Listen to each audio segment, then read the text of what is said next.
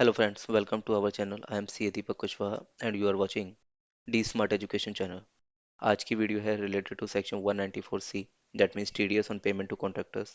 Section 194C generally applicable होता है in case जहाँ पर कोई assessee contractor की services लेता है. So चलिए देखते हैं क्या provision है section 194C के. So according to section 194C deductor का मतलब है deductor means जो TDS deduct करेगा.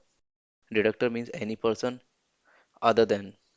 अभी देखते हैं एनी पर्सन मतलब डिडक्टर जो है सबसे पहले बोला गया कि डिडक्टर में सभी लोग यहाँ पे कवर हो जाएंगे चाहे वो रेसिडेंट हो नॉन रेसिडेंट हो आर्टिफिशियल पर्सन हो या सिंपल पर्सन हो सभी यहाँ पे कवर हो जाएंगे बट उसके बाद यहाँ पे एक्सक्लूजन किया गया है सो अदर देन में है other than individual and HUF whose total sales या फिर ग्रॉस रिसिप्ट फ्रॉम बिजनेस और profession does not exceed 1 CR and 50 lakhs respectively in preceding financial year that means अगर कोई इंडिविजुअल एंड एचयूएफ जो कि businesses में इंगेज्ड है और टोटल सेल्स बिजनेस से 1 करोड़ तक है इन प्रीसीडिंग फाइनेंशियल ईयर और इन केस अगर कोई इंडिविजुअल एंड एचयूएफ है जो कि प्रोफेशन में इंगेज्ड है और 50 lakhs तक ग्रॉस रिसिप्ट है इन प्रीसीडिंग फाइनेंशियल ईयर तो such individual and HUF need not to deduct TDS. Other than such individual and HUF, all persons needs to deduct TDS as per section 194C. Thereafter, let's see who is deductee here. Deductee का मतलब है contractor जो कि services दे रहा है तो जो contractor है वो उसका रेसिडेंट होना मस्ट है यहाँ पर end time time of deduction होगा at the time of credit और पेमेंट तो जिस दिन अमाउंट क्रेडिट करी जा रही है to the accounts of contractor या फिर जिस दिन पेमेंट सपोज करिए पेमेंट कैश में कर दी गई है तो जिस दिन पेमेंट कर दी गई कैश में जिस डेट को जो भी डेट होगी डेट ऑफ क्रेडिट और date of payment whichever is earlier को हम टीडीएस डिडक्ट करेंगे अब देख लेते हैं कि रेट ऑफ टीडीएस क्या होगा इन केस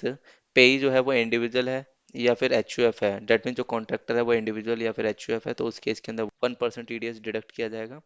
और अदर केसेस के अंदर 2% टीडीएस डिडक्ट किया जाएगा इन केस अगर कॉन्ट्रैक्टर्स का पेन नंबर नहीं है अवेलेबल डिडक्टर के पास तो उस केस के अंदर डिडक्टर टीडीएस डिडक्ट करेगा at the rate of 20%. Let's see in which cases no TDS needs to be deducted by the deductor. The first case is where the amount payable does not exceed 30,000 in case of single contract or does not exceed 1 lakh rupees in case of aggregate of contracts during a financial year. यहाँ पे बोला गया है कि इन a financial year अगर कोई single contract है तो कॉन्ट्रैक्ट की वैल्यूज हम चेक करेंगे कितनी है इन केस अगर जो वैल्यू है वो 30,000 है या फिर उससे कम है तो उस केस के अंदर सेक्शन 194C की एप्लीकेबिलिटी नहीं होती है hence no TDS needs to be deduct second case है अगर multiple contracts in a financial year but contractor एक है तो हम कॉन्ट्रैक्ट की जो इतनी भी वैल्यू होगी उन सबको एग्रीगेट करेंगे एंड देयर आफ्टर हम चेक करेंगे लिमिट से अगर कॉन्ट्रैक्ट की सभी वैल्यूज को एग्रीगेट करने के बाद अगर वो 1 लाख है या फिर उससे कम है hence no need to deduct TDS second है इन केस अगर इंडिविजुअल एंड एचयूएफ ऑब्टेन करते हैं कॉन्ट्रैक्टर्स की सर्विसेज फॉर पर्सनल पर्पस के लिए तो उस केस के अंदर भी कोई टीडीएस डिडक्ट करने की रिक्वायरमेंट नहीं है अब चलिए हम देख लेते हैं कि किस तरीके का वर्क यहाँ पे कवर किया जाता है तो पहला है supply of labour in case अगर कोई एजेंसी असेसी को कोई लेबर सप्लाई कर रही है अगेंस्ट अ कंसिडरेशन तो जिस दिन असेसी पेमेंट करेगा एजेंसी को against labours then before making payment or before amount credit to the accounts of the agency needs to deduct TDS provided the value of such service must exceed those limits and second होता है work means manufacturing of product or supply of product according to the requirement or specification of a customer by using a material purchased from such customer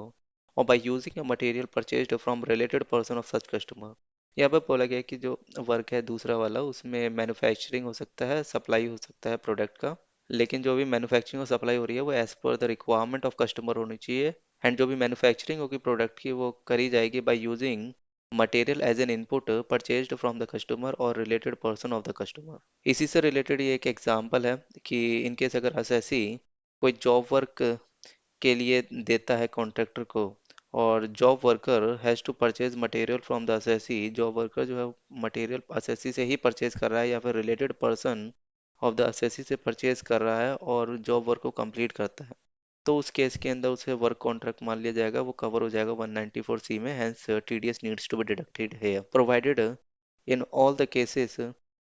TDS needs to be deduct if the value of the contract or aggregate of the value of contract exceed those limits. I hope you like this video. Thank you for watching. इसी तरीके के latest updates के लिए channel को subscribe कर लीजिए। मिलते हैं अगले वीडियो में। Thank you.